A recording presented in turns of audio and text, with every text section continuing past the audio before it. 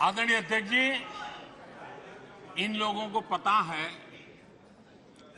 कि इनकी नई दुकान पर भी कुछ दिनों में ताला लग जाएगा और आज इस चर्चा के बीच देश के लोगों को मैं बड़ी गंभीरता के साथ इस घमंडिया गठबंधन की आर्थिक नीति से भी सावधान करना चाहता हूं। ये देश में ये घमंडिया गठबंधन ऐसी अर्थव्यवस्था चाहता है जिससे देश कमजोर हो और उसका सामर्थ्य बढ़ न पाए। हम अपने आसपास के देशों में देखते हैं जिन आर्थिक नीतियों को लेकर के कांग्रेस के और साथी आगे बढ़ना चाहते हैं, जिस प्रकार से खजाने से पैसे लुटाकर वोट पाने का खेल खेल रहे हैं, हमारे आसपास के देश के हालात देख लीजिए, दुनिया के उन देशों की स्थिति देख लीजिए। और मैं देश को कहना चाहता हूं, इनसे सुधरने की मुझे कोई अपेक्षा नहीं है, वो जनता इनको सुधार देगी। आदरणीय अध्यक्ष जी, इस प्रकार की चीजों का दुष्परिणाम हमारे देश पर भी हो रहा है, हमारे राज्यों पर भी हो रहा है। चुनाव जीतने के लिए अनाप शनाप वायदों के कारण अब इन राज्यों में जनता के ऊपर नए नए दंड डाले जा रहे हैं, नए नए बोझ डाले जा रहे हैं और विकास के प्रोजेक्ट्स बंद करने की घोषणा की जा रही है, विधिवत रूप से घोषणा की जा रही है। आदरणीय अध्यक्ष जी, ये घमंडिया गठबंधन की जो आर्थिक नीति है, उस आर्थिक नीतियों का मैं परिणाम साफ देख रहा हूं और इसलिए मैं देशवासियों को चेतावनी, देशवासियों को सत्य समझाना चाहता हूं। ये लोग, ये घमंडिया गठबंधन, ये लोग भारत के दिवालिया होने की गारंटी है, भारत के दिवालिया होने की गारंटी है। ये इकोनॉमी को डुबाने की, ये इकोनॉमी को डुबाने की, ये डबल डिजिट महंगाई की, ये डबल डिजिट महंगाई की, ये पॉलिसी पैरालिसिस की, ये पॉलिसी पैरालिसिस की, ये अस्थिरता की, ये अस्थिरता की, ये करप्शन की, ये करप्शन की, ये तुष्टीकरण की, ये तुष्टीकरण की, ये परिवारवाद की, ये परिवारवाद की, ये भारी बेरोजगारी की, ये भारी बेरोजगारी की, ये आतंक और हिंसा की, ये आतंक और हिंसा की, ये भारत को 2 शताब्दी पीछे पहुंचाने की गारंटी है। आदरणीय अध्यक्ष जी, ये कभी भारत को टॉप 3 अर्थव्यवस्था बनाने की गारंटी नहीं दे सकते। ये मोदी देश को गारंटी देता है कि मेरे तीसरे कार्यकाल में मैं हिंदुस्तान को टॉप 3 की पोजीशन में लाके रहूंगा। ये मेरा देश को गारंटी है। ये कभी भी देश को विकसित बनाने का सोच भी नहीं सकते हैं। उस दिशा में ये लोग कुछ कर भी नहीं सकते हैं।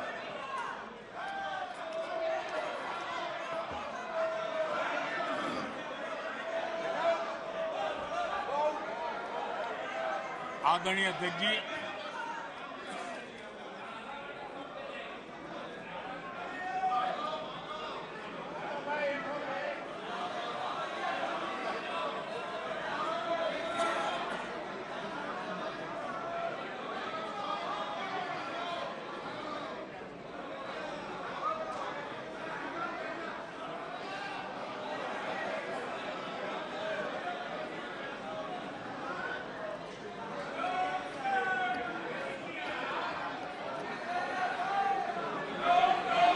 आदरणीय लोकतंत्र में जिनका भरोसा नहीं होता है वो सुनाने के लिए तो तैयार होते हैं, लेकिन सुनने का धैर्य नहीं होता है।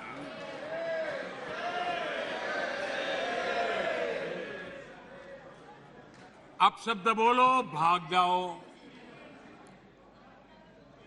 कूड़ा कचरा फेंको, भाग जाओ। झूठ फैलाओ, भाग जाओ। यही जिनका खेल है। ये देश इनसे अपेक्षा ज्यादा नहीं कर सकता है। अगर इन्होंने गृह मंत्री जी की मणिपुर की चर्चा पर सहमति दिखाई होती तो अकेले मणिपुर विषय पर विस्तार से चर्चा हो सकती थी, हर पहलू पर चर्चा हो सकती थी और उनको भी बहुत कुछ कहने का मौका मिल सकता था, लेकिन उनको चर्चा में रस नहीं था। और कल अमित भाई ने विस्तार से इस विषय की चीजें जब रखी तो देश को भी आश्चर्य हुआ है कि लोग इतना झूठ फैला सकते हैं। ऐसे ऐसे पाप करके गए हैं लोग। और उन्होंने आज जब अविश्वास का प्रस्ताव लाए और अविश्वास में सारे विषय पर वो बोले तो ट्रेजरी बेंच का भी दायित्व बनता है कि देश के विश्वास को प्रकट करें, देश के विश्वास को नई ताकत दें, देश के प्रति अविश्वास करने वालों के लिए करारा जवाब दें। ये हमारा भी दायित्व बनता है। हमने कहा था अकेले मणिपुर के लिए आओ, चर्चा करो। गृह मंत्री जी ने चिट्ठी लिख करके कहा था, उनके विभाग से जुड़ा विषय था, लेकिन साहस नहीं था, इरादा नहीं था और पेट में पाप था, दर्द पेट में हो रहा था और फोड़ रहे थे सर। इसका ये परिणाम था। आदरणीय अध्यक्ष जी, मणिपुर की स्थिति पर देश के गृह मंत्री श्रीमान अमित शाह ने कल 2 घंटे तक विस्तार से और बड़े धैर्य से रत्ती भर भी राजनीति के बिना सारे विषय को विस्तार से समझाया, सरकार की और देश की चिंता को प्रकट किया और उसमें देश की जनता को जागरूक करने का भी प्रयास था। उसमें इस पूरे सदन की तरफ से एक विश्वास का संदेश मणिपुर को पहुंचाने का इरादा था। उसमें जन सामान्य को शिक्षित करने का भी प्रयास था। एक नेक ईमानदारी से देश की भलाई के लिए और मणिपुर की समस्या के लिए रास्ते खोजना एक प्रयास था, लेकिन सिवाय राजनीति कुछ करना नहीं है। इसलिए इन्होंने यही खेल किए, यही स्थिति किया।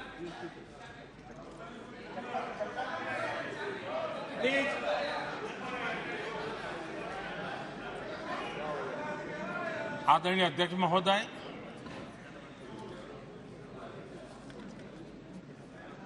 कल वैसे विस्तार से अमित भाई ने बताया है। मणिपुर में अदालत का एक फैसला आया।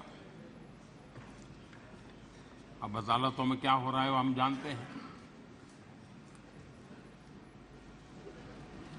और उसके पक्ष विपक्ष में जो परिस्थितियां बनी, हिंसा का दौर शुरू हो गया और उसमें बहुत परिवारों को मुश्किल हुई। अनेकों ने अपने स्वजन भी खोए। महिलाओं के साथ गंभीर अपराध हुआ और ये अपराध अक्षम्य है और दोषियों को कड़ी से कड़ी सजा दिलवाने के लिए केंद्र सरकार, राज्य सरकार मिलकर के भरपूर प्रयास कर रही है। और मैं देश के सभी नागरिकों को आश्वस्त करना चाहता हूं कि जिस प्रकार से प्रयास चल रहे हैं, निकट भविष्य में शांति का सूरज जरूर उगेगा। मणिपुर फिर एक बार नए आत्मविश्वास के साथ आगे बढ़ेगा।